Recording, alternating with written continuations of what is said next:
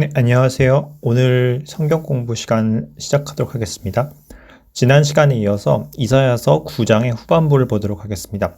이사야서 9장의 초반부에서는 예수님에 대한 예언과 그 5가지의 이름에 대해서 알아봤습니다. 이제 후반부는 다른 내용을 다루고 있습니다. 이제 북이스라엘에 받을 심판에 대한 내용이고, 여기서 우리가 어떤 교훈을 받아야 할지를 같이 나눠보도록 하겠습니다. 먼저 그 전에 지난번 이사야서 9장 초반부에서 다루었던 한 구절에 대해서 다시 복습을 하겠습니다. 9장 1절입니다. 그러할지라도 그 흑암은, 즉 유다가 받을 심판의 흑암은 그 땅 북이스라엘이 괴로움을 당하던 때의 흑암과 같이 아니하리니 그때에는 그분께서 처음에 스불론 땅과 납달리 땅을 가볍게 괴롭히시고 나중에 요르단 건너편 바닷길 옆 민족들이 거하는 갈릴리에 있는 그 땅을 더욱 심하게 괴롭히셨느니라 라고 하였습니다. 참고로 이 구절은 이제 흥정역 번역으로 이제 번역한 구절입니다. 이제 유다에 대해서, 유다가 심판을 받았던 내용에 대해서 이제 유다가 흑암을 겪었다라고 이제 말을 하였습니다. 그리고 이제 유다의 경우에는 역사적으로 보았을 때 처음에 이제 아수르의 침략을 받았고 이제 그 침략으로부터 하나님의 은혜를 받고 다시 살아났었습니다. 히스기야 왕 때 아수르의 사네립 왕의 침략을 하나님께서 천사를 보내서 막아주셨습니다. 그리고 그 다음에 이제 유다가 멸망할 때 바벨론의 침략을 받고 3번의 침략을 통해 바벨론의 포로가 되고 멸망을 하였었지만 그 유다는 다시 한번 70년이 찬 이후에 하나님의 은혜로 다시 회복되어서 고토로 귀환할 수 있게 되었습니다. 이와 같이 흑암과 심판을 겪고도 다시 한번 소생되고 빛을 통해서 다시 회복되었던 유다와는 달리 북이스라엘은 그와 같은 하나님의 은총을 입지 못하였습니다. 북이스라엘의 10지파는 아수르에 의해서 점령당한 이후로 다시는 그 국가를 회복하지 못하였고, 그리고 거기에 있는 민족들은 모두 사로잡혀가 이제 아시리아로 잡혀가거나 아니면 아시리아의 이제 영토에 있었던 사람들이 그 사마리아 땅 쪽으로 이주해 와서 그곳에서 유대인과 이방인이 혼혈 민족을 이루어 훗날의 사마리아 민족으로 변하는 그와 같은 일이 불가역적으로 벌어지게 되었습니다. 이와 같이 같은 민족인데도 북왕국과 남왕국의 운명은 같은 심판을 받고도 그 결말이 다르게 맺어지게 되었습니다. 이것은 하나의 예표입니다. 마지막 때의 유대인들 역시 두 부류로 나누게 될 것입니다. 하나는 회개하지 않고 멸망당할 3분의 2의 유대인과 그리고 고난 끝에 회개할 3분의 1의 유대인으로 나뉩니다. 이들 모두가 마지막 때 대환란에 의해서 큰 고난과 어려움과 시련을 겪게 될 것입니다. 하지만 3분의 2는 끝까지 회개하지 않고 멸망하지만 3분의 1은 결국에 주님을 믿고 천년왕국과 새하늘과 새 땅에 들어가게 됩니다. 이와 비슷한 모습이 예수님께서 십자가에 달리셨을 때 그 옆에 있었던 두 강도의 모습에서도 나타납니다. 두 강도 모두 죄인이었고 둘 다 큰 심판과 고난을 받았지만 그 중에서 하나는 예수님을 믿고 천국에 들어갔고 다른 하나는 영원한 심판으로 들어가게 되었습니다. 북이스라엘의 심판, 9장 1절 말씀에서 하나님께서 처음에는 가볍게 괴롭히신다고 말씀하셨고 그 다음에는 더 크게 괴롭힌다고 말씀을 하셨습니다. 이와 같이 주님께서는 자신의 백성을 다루실 때 처음에는 가볍게 괴롭히시면서 회개를 촉구할 수 있도록 그들을 회개의 길로 이끄십니다. 하지만 그들이 반응하지 않으면 더욱 큰 고난을 주심으로써 심판하십니다. 자, 오늘 다룰 이사야서 9장 후반부도 이에 대한 내용을 다루고 있습니다. 9장 8에서 12절까지는 주님께서 회개하지 않는 백성들을 회개하라고 가볍게 괴롭히신 내용이 나오고 그 뒤에는 이제 더 크게 괴롭히시는 내용이 나옵니다. 자, 그러면 이제 9장 8절에서 12절까지 말씀을 쭉 읽어보겠습니다. 주께서 야곱에게 말씀을 보내시며 그것을 이스라엘에게 임하게 하셨은즉 모든 백성 곧 에브라임과 사마리아 주민이 알 것이오늘. 이제 북이스라엘을 대표해서 이제 에브라임과 사마리아라고 표현했습니다. 사마리아는 북이스라엘의 수도고 에브라임은 북이스라엘의 민족들 가운데서 가장 이제 우세한 이제 지파를 의미합니다. 자, 그들이 교만하고 완악한 마음으로 말하기를 벽돌이 무너졌으나 우리는 다듬은 돌로 쌓고 뽕나무들이 찍혔으나 우리는 백향목으로 그것을 대신하리라 하는도다. 그러므로 여호와께서 르신의 대적들을 일으켜 그를 치게 하시며, 참고로 여기서 르신은 북이스라엘과 동맹을 맺었었던 그 아람의 다메섹 왕이었습니다. 이 르시는 다메섹의 왕 기억해 주시면 되겠습니다. 그의 원수들을 격동시키시리니 앞에는 아람 사람이요 뒤에는 블레셋 사람이라 그들이 모두 입을 벌려 이스라엘을 삼키리라. 그럴지라도 여호와의 진노가 돌아서지 아니하며 그의 손이 여전히 펴져 있으리라 하였습니다. 주님께서 교만하게 하나님의 그 심판을 진중하게 생각하지 않는 이들을 향해서 이방 나라들을 연합시켜서 그들을 심판하는 회초리로 삼으시겠다고 말씀하고 계십니다. 중요한 구절, 오늘 반복될 구절이 맨 마지막에 있는데 그럴지라도 여호와의 진노가 돌아서지 아니하며 그의 손이 여전히 펴져 있으리라 라는 표현을 기억해 주시면 감사하겠습니다. 하나님께서는 말씀으로 그 사람들에게, 특히 자신의 백성들에게 경고를 주시며 또한 그들에게 징계를 내려서 백성들이 깨어나도록 하십니다. 우리가 그 경고를 들을 때 우리는 순종하고 돌이켜야 할 책무가 있습니다. 하지만 사람들의 마음은 이것을 들을 때 오히려 강팍하게 하고 스스로를 교만하게 만드는 그와 같은 태도를 보이기가 쉽습니다. 하나님께서 주신 징계로 인해서 나무가 찍히고 돌이 무너졌는데도 불구하고 그들은 자신이 그 돌을 대신하여 새로운 벽돌로 쌓을 것이며 그리고 뽕나무를 대신해 백향목으로 짓겠다. 즉 인간적인 노력으로 하나님이 주신 그 징계를 극복해내겠다라고 자신만만하게 큰 소리를 치는 것입니다. 하나님께서 그렇기 때문에 이 북이스라엘을, 교만한 북이스라엘을 원수들, 블레셋 민족과 아람 민족 등을 격동하여서 징계하심으로써 그들을 다시 한번 일깨우십니다. 그러나 그럼에도 불구하고 여호와의 심판의 손이 여전히 펴져 있다는 표현이 있는데 이것은 이 땅에서 하나님이 주시는 징계와 심판만으로는 하나님의 거룩한 진노가 충족될 수 없다는 것을 의미합니다. 죄가 그만큼 심각하기 때문에 땅에서의 심판만으로는 절대 끝나지 않고 죽은 이후로도 그 심판이 영원토록 지속된다는 것을 하나님께서 여기서 강조하고 계신 것입니다. 자, 그런데 이렇게 하나님이 심판을 주셨더니 그들은 어떻게 대응을 하였을까요? 13절 보시면 이 불쌍하게도 이 북이스라엘 민족은 이와 같이 대응을 하였습니다. 그리하여도 그 백성이 자기들을 치시는 이에게로 돌아오지 아니하며 만군의 여호와를 찾지 아니하는도다 라고 하였습니다. 하나님께서는 이 고난을 주신 주체가 바로 자기 자신이라고 분명히 말씀하고 계십니다.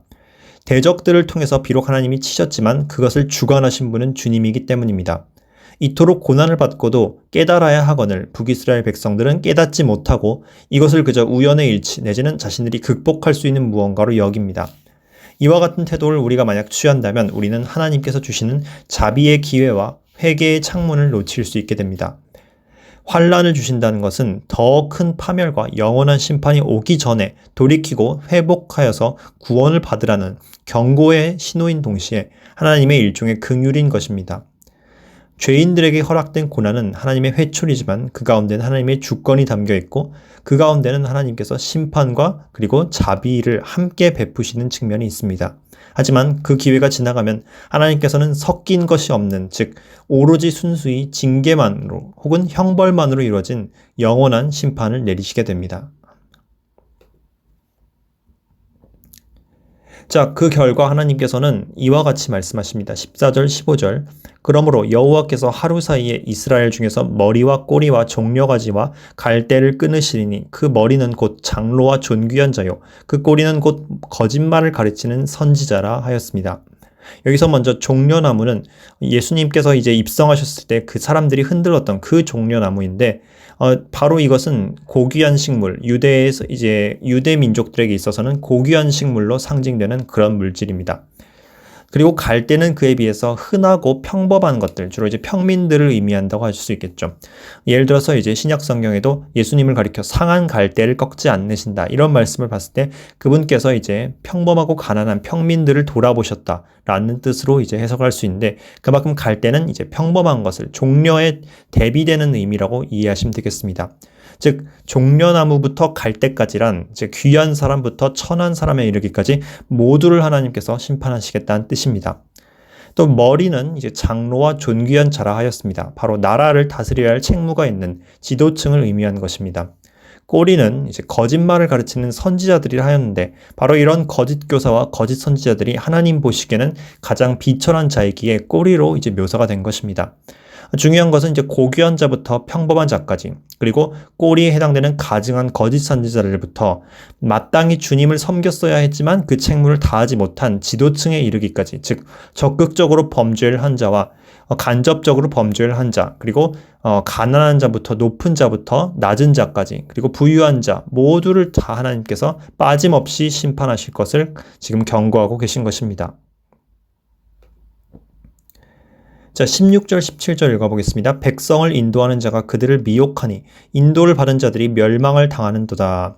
이 백성이 모두 경건하지 아니하며 악을 행하며 모든 입으로 망령되이 말하니 그러므로 주께서 그들의 장정들을 기뻐하지 아니하시며 그들의 고아와 과부를 긍휼히 여기지 아니하시리라. 그럴지라도 여호와의 진노가 돌아서지 아니하며 그의 손이 여전히 펴져 있으리라. 마지막 구절 역시 또 한 번 반복되었습니다. 네, 이 구절을 이제 다시 해석을 하도록 하겠습니다. 어렵지 않게 이제 저희가 이해를 할 수 있습니다. 먼저 우리 앞에서 하나님께서 백성을 인도하는 자, 즉 지도자들이 이 인도를 받아야 하는 사람들을 미혹하였다고 하였습니다. 즉 선지자, 그리고 장로들, 그리고 대언자, 그리고 제사장들, 이와 같은 직분에 있는 사람들이 하나님의 말씀을 제대로 가르치지 않고 또 실천하지 않아서 그 아랫사람들을 모두 다 그릇된 길과 미혹과 멸망의 길로 인도하고 있는 모습을 보고 있습니다. 오늘날 이것은 이스라엘뿐만 아니라 교회 내에서도 굉장히 우리가 경고를 받아야 할 내용입니다. 지도자들이 행하는 죄는 특히나 그 아랫 사람들에게까지 영향을 미칠 수 있다는 점에서 굉장히 심각한 죄악입니다. 그들을 잘못 인도하고 그리고 하나님의 뜻을 거스르면 많은 이들이 멸망에 빠지게 됩니다. 그래서 야고보서에서는 선생된 자들이 더욱더 큰 심판을 받을 것이라고 하였습니다. 그런데 그렇다면 이 지도자들과 가르친 자들에겐 당연히 더욱더 큰 책임이 물어질 것이지만 백성들은 어떨까요? 일반 백성들, 그들은 미혹당했으니까 면제를 받을 수 있고 이제 정상 참작이 될 수 있는 것일까요? 그럴 수 없다는 것을 오늘 본문이 말하고 있습니다. 일반 백성들도 모두 심판을 면제받지 못하고 모두가 유죄 판결을 받게 될 것입니다. 미혹당했어도 하나님 앞에서는 죄가 되는 것입니다. 이 백성이 모두 경건치 아니하고 악을 행하고 모든 입으로 망령되이 말한다 하였습니다. 즉 일반인, 불쌍한 이제 일반 백성과 평민들마저도 그들 모두가 하나같이 악하고 타락했으며 그리고 그 마음에서는 입에서는 타락한 것이 나왔다는 뜻입니다. 이와 같이 높은 자나 낮은 자나 하나님 앞에서는 전부 다 유죄인 것입니다. 속은 자들이나 속인 자들이나 다 심판을 피할 수 없습니다. 로마서 3장 10절 23절 말씀에서는 의인은 하나도 없나니 의인은 없나니 하나도 없으며 모든 사람이 죄를 범하였네 이렇게 말씀을 하고 있습니다. 자, 우리는 이와 같이 어떤 특정 지도층만을 이렇게 정죄하고 모욕하기에 앞서서 물론 그들이 악한 행동을 한다 할지라도 우리가 행한 것들, 다스림을 받고 있는 일반 백성들이 행하는 죄 또한 하나님 앞에서 심각하다는 사실을 돌아보고 우리 자신 또한 돌아보아야 합니다. 더욱이 하나님께서는 고아와 과부들마저도 하나님의 진노를 피하지 못할 것이라고 말씀하였습니다. 하나님께서는 성경에서 고아와 과부를 긍휼히 여기는 것을 굉장히 중요시하고 강조하셨습니다. 그런데 여기서는 그런 고아와 과부마저도 하나님 앞에 사형수로서 심판을 받을 것이라 하였습니다. 이것은 모든 인간이 원죄를 갖고 있고 하나님 앞에서 거룩함에 미치지 못한 죄인이기 때문에 모두가 심판과 영원한 심판을 면제받지 못한다는 것을 의미합니다. 그분의 공의로움, 그분의 하나님의 공의로움이 이런 고아와 과부마저도 모두 심판한다 할지라도 그분은 결코 가혹한 것이 아니며 그분은 지극히 의롭고 그리고 의를 행하셔서 심판을 집행하시는 분입니다. 우리가 거꾸로 이렇게 생각해야 합니다. 왜 하나님께서는 이토록 가혹한 형벌을 내리시는가? 왜 하나님께서는 사랑의 하나님은 어떻게 지옥을 지으실 수 있는가? 이렇게 말을 하기 전에 우리가 돌아봐야 할 것은 바로 이것입니다. 우리는 이렇게 질문해야 합니다. 하나님을 향해서 우리가 왜 하나님은 이토록 가혹하신가 라고 질문할 게 아니라 오히려 이렇게 질문해야 합니다. 모두가 이렇게 멸망받아 마땅하다면 우리 모두가 다 이렇게 주님 앞에서 죽어 마땅한 존재라면 어째서 주님께서는 우리에게 이 짧은 삶을 허락해 주신 것일까? 우리 모두가 태어날 때부터 죽어 마땅하다면 우리에게 어떻게 하나님께서는 70년, 80년 혹은 10년, 20년 이와 같은 시간을 허락해 주셔서 이 기간 동안 우리가 자비를 누릴 수 있도록 허락해 주신 것인가? 왜 우리는 당장 죽었어야 했는데 오늘 우린 아직도 왜 숨을 쉬고 있는가? 오히려 우리가 질문해야 할 것은 바로 이런 질문을 해야 하는 것입니다. 주님께서 우리에게 주신 모든 시간은 바로 그분의 자비의 순간들인 것입니다.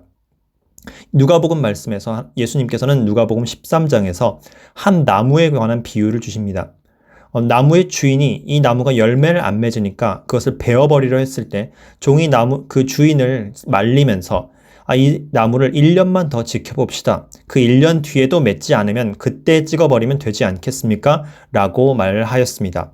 하나님의 마음이 바로 이러한 것입니다. 우리 모두가 당장에 찍혀 마땅하지만 그럼에도 불구하고 주님은 1년만 더 이렇게 우리를 기다리시면서 회개하기를 원하시고 계신 것입니다.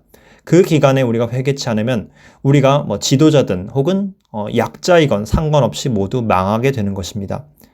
주님께서 다시 한번 그러할지라도 그분의 손은 여전히 펴져 있으리라 라고 강조의 표현을 주십니다. 땅에서의 심판만으로는 그분의 무한한 공의가 충족되지 않으며 영원한 심판, 즉 지옥에서의 심판을 통해서만 죄에 대한 그 진노가 이루어진다는 것입니다. 심지어는 그 지옥에서도 영원토록 하나님의 그 공의는 그 하나님의 진노는 만족되지 못합니다. 그렇기 때문에 지옥에서의 형벌이 영원토록 이어진 것입니다.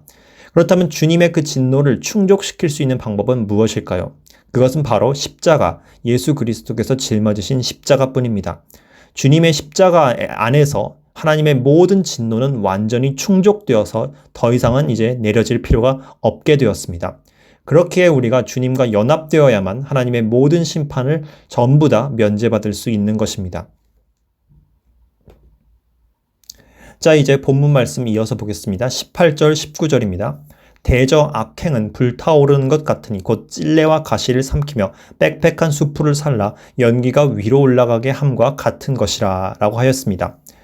그 다음에 이제 만군의 여호와의 진노로 말미암아 이 땅이 불타리니 백성은 불의 섭과 같을 것이다 라고 하였습니다.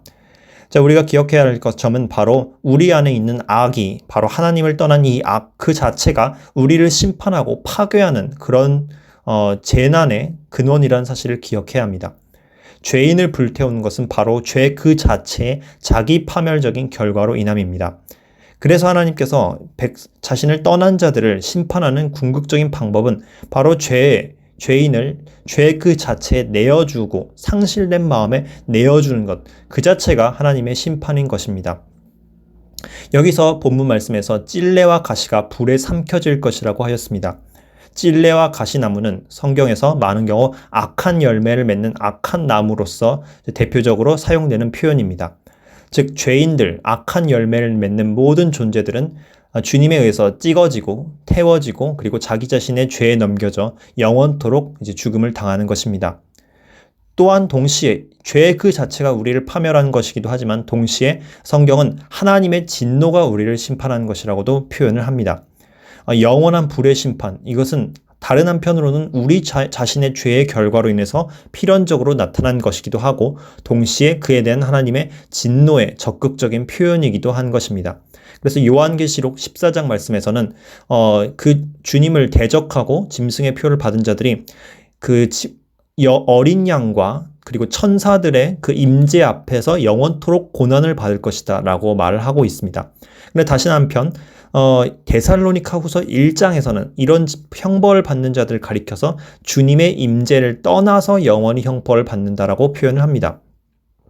언뜻 보면 주님의 임재 앞에서 형벌 받는다와 주님의 임재를 떠나서 형벌 받는다는 서로 상충되는 표현처럼 보이지만 하나님께서는 오늘 말씀에서 말했던 것처럼 영원한 심판 그 자체를 하나님의 진노의 표현으로 보시기도 하고 또한 하나님께서 그 자를 무관심하게 내어버리는 것으로 표현하기도 합니다. 이 두 가지가 이제 성경에서는 모두 말하고 있는 것으로 이해를 해야 합니다. 자, 다음 이제 구절 보겠습니다. 18절에서 21절까지는 이 북이스라엘 왕국이 하나님의 심판을 받아서 나타날 결과, 그들이 비천하게 처해질 그 결과에 대해서 말해줍니다. 사람이 자기 형제를 아끼지 아니하며 오른쪽으로 움킬지라도 줄이고 왼쪽으로 먹을지라도 배부르지 못하여 각각 자기 팔의 고기를 먹을 것이며 므낫세는 에브라임은 므낫세를 먹을 것이요 또 그들이 합하여 유다를 치리라. 그럴지라도 여호와의 진노가 돌아서지 아니하며 그의 손이 여전히 펴져 있으리라. 죄악의 결과는 이와 같이 자기 파멸적인 결과와 그리고 분열, 인간과 인간 사이의 단절과 분열로 나타나게 됩니다. 여기서 하나님께서는 이 이스라엘 백성들이 심판으로서 자기 팔의 고기를 먹을 것이라고 하였습니다. 이것은 그들이 굶주림에 처해지고 기아에 처해지고 그리고 포위당해서 너무 먹을 것이 없어서 자기 팔의 고기를 먹는 그런 형편에 떨어질 것을 말하기도 합니다. 그와 동시에 죄가 얼마나 자기 파괴적인지를 생생하게 보여주는 것이기도 합니다. 죄는 그 죄를 짓는 사람을 멸망케 하는 그 자체의 원동력을 갖고 있습니다. 또한 그와 동시에 아무리 먹을지라도 배고플 것이라고 하였습니다. 하나님, 그분이 바로 참된 양식이고 그분만이 우리를 충족해 하시는 유일한 원천인데 그분으로부터 우리가 단절되면 또 하나님을 저버리면 그 어떤 것을 취해도 만족될 수 없고 그 영혼이 갈증으로 영원토록 고통을 받는다는 것을 말해주고 있습니다. 또한 형제의 민족이었던 므낫세와 에브라임과 유다 지파가 서로 분열을 일으키고 죽이는 모습을 보여주면서 이 죄라는 것이 인간을 서로서로 분리케 하고 영원토록 투쟁하게 만드는 비참한 형벌임을 다시 한번 말해줍니다. 그럴지라도 여호와의 진노가 돌아서지 않고 그의 손이 펴져 있다고 했으므로 이런 지상에서의 끔찍한 결과가 끝이 아니라 반드시 그 뒤에는 하나님의 무한한 형벌을 반드시 받아야 된다는 것을 또 한번 강조하고 있습니다. 이어지는 이제 이사야 10장 초반부도 같이 이제 다루도록 하겠습니다. 이사야 10장 1절부터 읽겠습니다. 불의한 법령을 만들며 불의한 말을 기록하며 가난한 자를 불공평하게 판결하여 가난한 내 백성의 권리를 박탈하며 과부에게 토색하고 고아의 것을 약탈한 자는 화 있을진저. 벌하신 날과 멀리서 오는 환난 때에 너희가 어떻게 하려느냐? 누구에게로 도망가여 도움을 구하겠으며 너희의 영화를 어느 곳에 두려느냐? 포로된 자 아래 굽으리며 죽음 당한 자 아래 엎드러질 따름이니라. 그럴지라도 여호와의 진노가 돌아서지 아니하며 그의 손이 여전히 펴져 있으리라. 앞선 말씀에서 우리는 죄로 타락한 세상 인간의 사회가 어떤 모습을 나타내는지 생생하게 보았습니다. 하나님을 대적하고 인간을 억압하는 악법을 제작하는 그러한 모습이 이제 나타납니다. 그리고 또한 악한 목소리, 하나님을 대적하는 악한 자들의 목소리가 힘을 얻습니다. 언론도 이와 같이 타락하게 되는 것입니다. 또한 재판이 굽어지고 악한 판결이 창궐한 모습, 이것은 이제 사법세계의 타락을 의미합니다.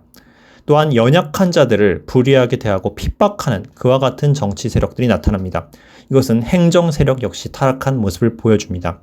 이와 같이 죄로 인해서 인간 개개인이 타락했기 때문에 그들이 모여서 만들어진 사회 또한 영원토록 온전해지지 못하는 것입니다. 입법부터 행정, 사법, 언론에 이르기까지 그 어느 것 하나 정의롭고 공의로운 것이 존재하지 않습니다.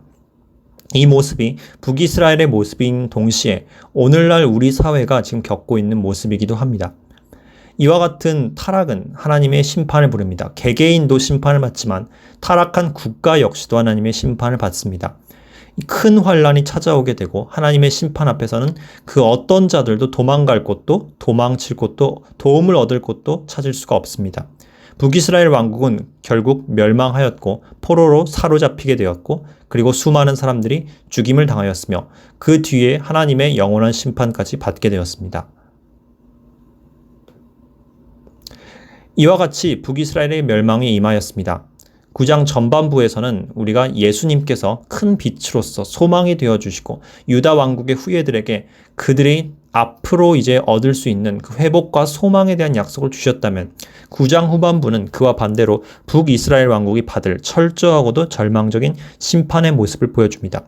이와 같이 인류의 운명은 크게 둘로 나뉩니다. 큰 고난과 징계를 받더라도 소망 대신 예수님을 보고 구원을 받는 자들이 있는가 하면 큰 징계를 받았을 때 회개치 않고 끝까지 반항하다가 영원한 고통 속으로 들어가는 그와 같은 두 운명으로 나누는 것을 이 9장이 앞부분과 뒷부분에서 생생히 보여주고 있는 것입니다. 자, 그럼 사마리아는 즉 이제 북이스라엘 왕국은 역사적으로 어떤 이제 운명을 겪었는지 보겠습니다.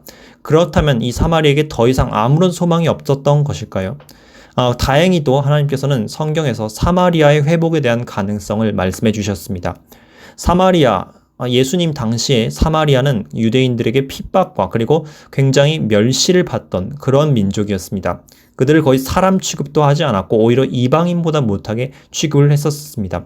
하지만 예수님은 그런 사마리아인들도 사랑하셨고 많은 사마리아인들을 구원으로 이끄셨습니다. 사도행전 1장 8절에는 오직 성령이 너희에게 임하시면 너희가 권능을 받고 예루살렘과 온 유대와 사마리아와 땅끝까지 이르러 내 증인이 되리라 라는 말씀이 있습니다. 또한 우리가 많은 경우에 열 지파가 이제 북이스라엘이 멸망할 때 완전히 없어졌다라고 주장을 하시는 분들이 있지만 사실 그 열 지파는 소멸되지 않았습니다. 어떻게 해서 소멸되지 않았느냐? 그들 중 적지 않은 수가 이미 남유다 왕국으로 대피해서 내려가 있었기 때문에 남유다라는 체제 안에서 12지파가 모두 존재했습니다. 역대하 11장 16절에 보시면 거기에는 여로보암의 악행 때문에 많은 사람들이 이미 여로보암 당시에 그 남유다 쪽으로 이주를 했었다라는 내용이 있습니다. 즉 이미 남유다 왕국 안에 12지파가 이미 전부 다 들어있었던 것이죠. 그렇기 때문에 요한계시록 7장에서 14만 4천을 뽑을 때 12지파 하나하나가 모두 다 존재했던 것을 볼 수 있습니다. 또한 이 북이스라엘과 남유다 모두를 주님께서 언젠가 회복시키실 것이라고 말씀하셨습니다. 에스겔서 37장에 그 마른 뼈와 골짜기 환상에서 주님께서는 이와 같이 말씀하십니다. 인자야 너는 막대기 하나를 가져다가 그 위에 유다와 그 짝 이스라엘 자손이라 쓰고 또 다른 막대기 하나를 가지고 그 위에 에브라임 막대기 곧 요셉과 그 짝 이스라엘 온 족속이라 쓰고 그 막대기들을 서로 합하여 하나가 되게 하라 라고 하셨습니다. 주님께서는 북이스라엘을 완전히 다 버린 건 아니고 마지막 때에 북이스라엘, 남유다 그리고 사마리아 이 모두를 회복시키시겠다고 주님께서 분명 약속을 하셨습니다. 그럼 오늘 이제 우리가 기억해야 할 내용을 정리해 보겠습니다. 하나님의 진노가 얼마나 거룩하고 공의로운지를 우리 배웠습니다. 주님께서는 이와 같이 거룩하고 공의롭게 심판을 하신 분이지만 심판 중에도 완전한 심판에 이르기 전까지는 계속해서 회개를 위해서 징계 회초리를 주시고 또한 회개할 기회를 주시는 분이라는 것을 알 수 있습니다. 그리고 개인뿐만 아니라 국가가 하나님을 떠나면 반드시 그 국가는 몰락과 멸망에 이를 수밖에 없다는 사실 또한 배웠습니다. 또 한 가지 우리는 지도자들의 죄, 즉 국민들을 잘못된 방향으로 이끌고 또한 교인들을 잘못된 방향으로 이끄는 이런 영적, 국가적 지도자들의 죄가 굉장히 막대하고 책임이 크지만 그렇다고 해서 이끌림을 받는 그 국민들 또한 그 죄에 대해서 면제를 받을 수 없다. 이런 사실을 우리가 배웠습니다. 즉 모두가 하나님 앞에서는 무죄하지 않다라는 것을 배웠습니다. 죄의 결과는 그만큼 파괴적인 것입니다. 우리가 죄에서 돌이켜서 하나님께 돌아와야 개인도 살 수 있고 국가도 살 수 있는 것입니다. 오늘 말씀 여기까지입니다. 주님 안에서 항상 기쁨을 누리시길 바랍니다. 감사합니다.